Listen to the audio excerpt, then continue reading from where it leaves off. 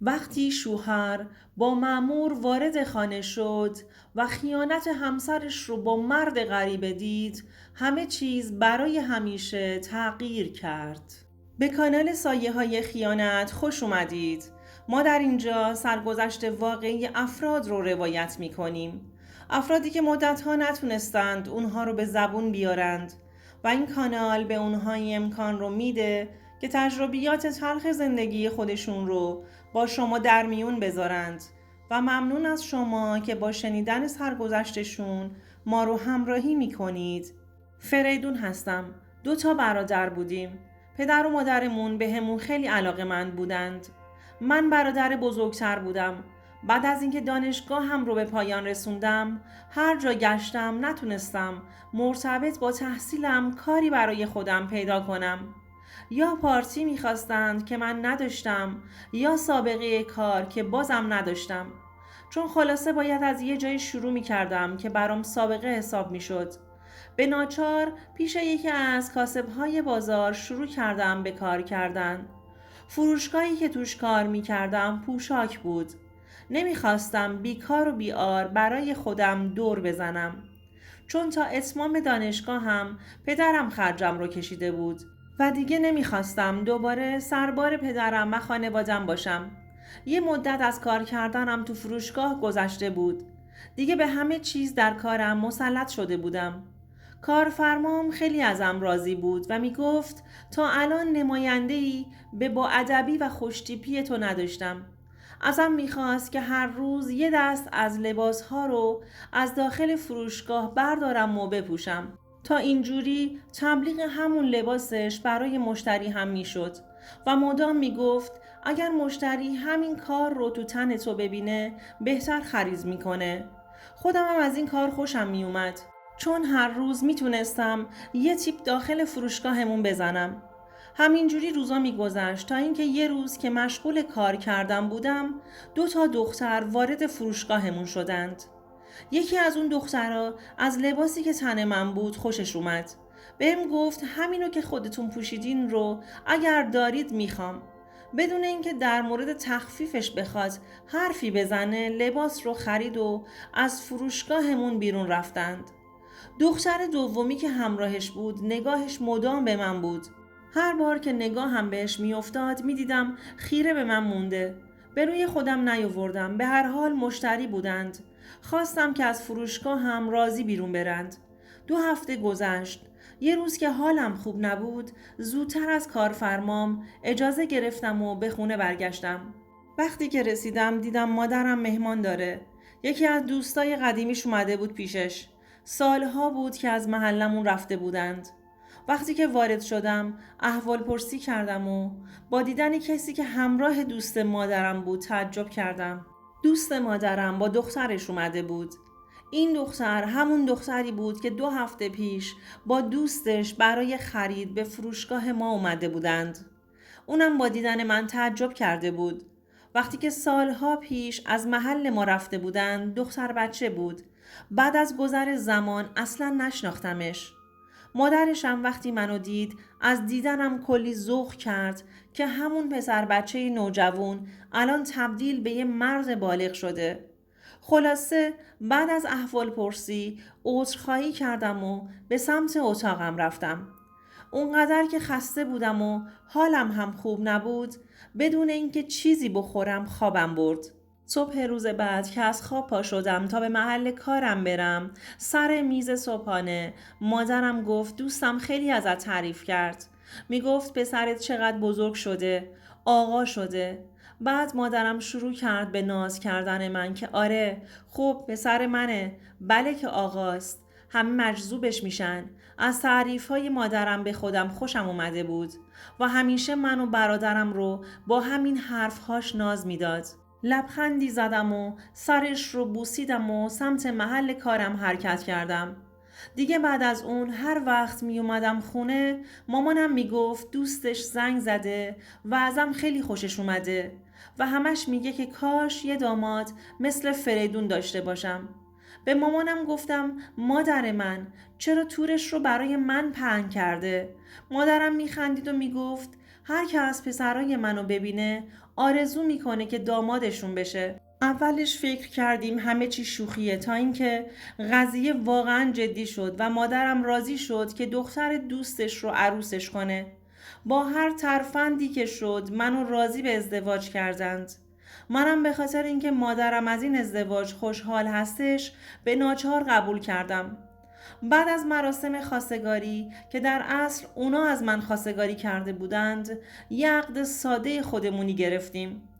یه چند ماهی توی عقد بودیم. نمیدونم چرا از همون اول حس خوبی به این ازدواج نداشتم. اما فکر میکردم مرور زمان همه چی رو تغییر میده و من رو به مهرانه وابسته میکنه. اسمش مهرانه بود. هر وقت که کنارم بود از عشق و محبت حرف میزد. منم با لبخند حرفهاش رو گوش میکردم. بعد از چند ماه به اصرار خانواده ها مراسم عروسیمون رو گرفتیم و زندگی مشترکمون رو شروع کردیم. زندگی خوبی داشتیم و همه چی داشت خوب پیش می رفت. بعد از 2 سال از ازدواجمون صاحب فرزندی شدیم. صاحب یک دختر. من سعی می کردم وقتی که از سر کار برمی گردم تو کارا به همسرم کمک کنم. چون می دونستم خونه‌داری و بچه داری مهرانه رو خسته می کنه. دخترم تازه 8 ماهه شده بود. با مزه کاریاش شروع شده بود. من برای آرامش مهرانه و دخترم هر کاری که از دستم برمی اومد انجام می دادم. زندگیمون به همین منوال می گذشت تا اینکه کم کم متوجه شدم بچه گریه هاش زیاد شده. هر وقت هم نگاهم به مهرانه می افتاد می دیدم که بی توجه به گریه های بچه حواسش به گوشیشه و در حال چت کردنه. مهرانه کم کم دیگه شبها کنار دخترم تو اتاقش میخوابید و منم فکر میکردم به خاطر بیقراری های بچه هستش که اونجا میخوابه. یه شب از بس که گریه های دخترم طولانی شده بود خودم از سر جام بلند شدم تا برم ببینم دخترم چه شده، چرا مدام در حال گریه کردنه. وقتی که وارد شدم دیدم مهرانه هدفون به گوش و داره با گوشیش چت میکنه. اصلا متوجه وارد شدن من به داخل اتاق نشده بود. از بس غرق چت کردم بود حتی صدای گریه های دخترم رو نشنیده بود. وقتی که متوجه شد که من داخل اتاق هستم و دخترم رو تو بغل گرفتم، هدفون رو از روی گوشش برداشت و گفت دارم با دوستام چت میکنم. گفتم بچه هلاک شد، تو حواست نیست؟ مگه تو اون گوشی چه خبری که همش تو دستته؟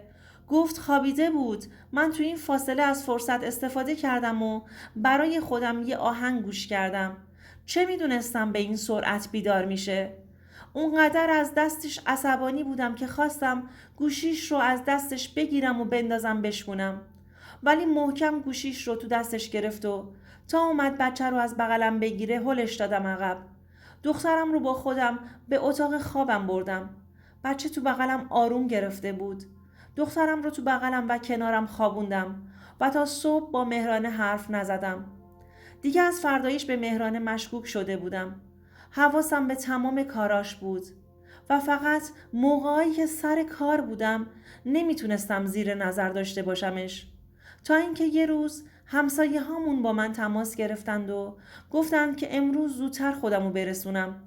من که خبر از چیزی نداشتم از کارفرمام اجازه گرفتم و سریع خودمو به خونه رسوندم. دیدم 2 تا از همسایه های واحد های آپارتمانمون پایین پارکینگ منتظر من هستند.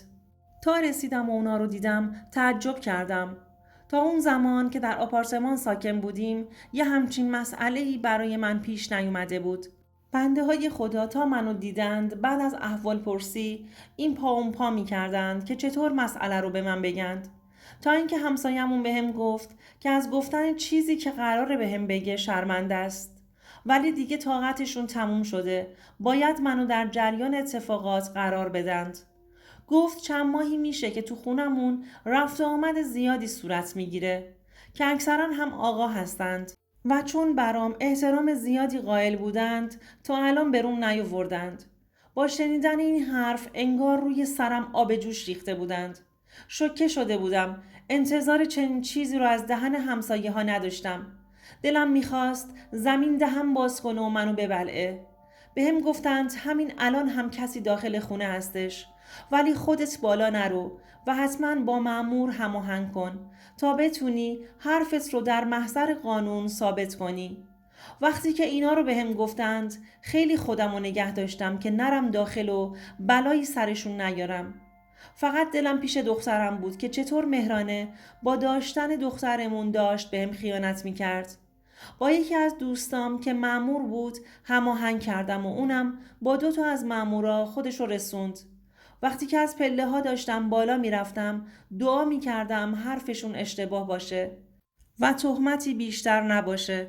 وقتی که کلید انداختم و در رو باز کردم و با مأمورا وارد خونه شدم، مهرانه رو همراه مرد غریبه‌ای داخل اتاق خوابمون دیدم. دنیا جلوی چشام تیره و تار شده بود. هیچ حرفی نتونستم بزنم. فقط سمت اتاق دخترم رفتم و دیدم که به آرومی سر جاش خوابیده. وقتی که داشتن می بردنش بهم گفت که فریدون کمکم کن، نزار ببرنم. من اشتباه کردم، منو ببخش. از کنارش سری دور شدم. حتی بهش نگاه هم نکردم. با اینکه التماسم میکرد انگار گوشام دیگه چیزی رو نمیشنید. حیثیتم رو زیر سوال برده بود. آبروی چندین سالم و خیلی راحت از بین برده بود. تو فکر این بودم که چطور آبروی از دست رفتم و جبران کنم و خودم و سر پا نگه دارم. به مادرم زنگ زدم که خودشو به من برسونه و پیش دخترم بمونه تا من بتونم به کاراش رسیدگی کنم. براش مأمورا پرونده نامشروع درست کرده بودند. از این طریق خیلی سریع تونستم تو مدت خیلی کوتاه با شواهد مأمورا و همسایه ها طلاقش رو خیلی سریع بدم. دخترم رو به حضانت خودم گرفتم. از اون موقع تا الان چند ساله که از این ماجرا میگذره و من و دخترم با هم زندگی میکنیم. مامانم صبحها میاد کنار دخترم تا من از سر کار برگردم. بعد خودش دوباره میره که به پدرم و برادرم برسه. از اینکه توی زندگیم کنار دخترم آرامش دارم خوشحالم و برای دخترم همه تلاشم رو میکنم که تو زندگی شاد باشه و کمبود مادرش رو احساس نکنه. دوستان عزیزم، اگر شما هم به این نوع سبک از محتواها علاقه‌مند هستید، این ویدیو برای تو هستش. لطفاً برای دیدن ویدیوهای بیشتر ما رو سابسکرایب کنید و ممنون که تا انتهای این ویدیو با ما همراه بودید.